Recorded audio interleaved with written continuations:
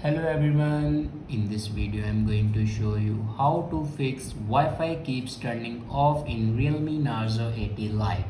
So before watching this video, don't forget to subscribe the channel and also press the bell icon.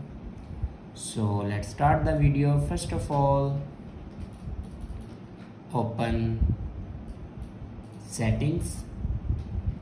In settings, first of all, check your internet connection works properly or not. After checking your internet connection, then scroll down and click on system update and then click on software update. Now here you can check your latest version will be updated or not. If it doesn't update to latest version, then update it to latest version. After updating a latest version, then go back and click on backup and reset, and then click on reset phone, and then click on reset network settings. Now click on it.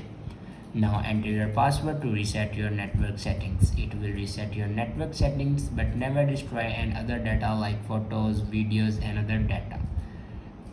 After doing these steps, your problem will be fixed. If it doesn't fix your problem, then restart your device. For restart your device, press and hold power button and then swipe up to restart your device.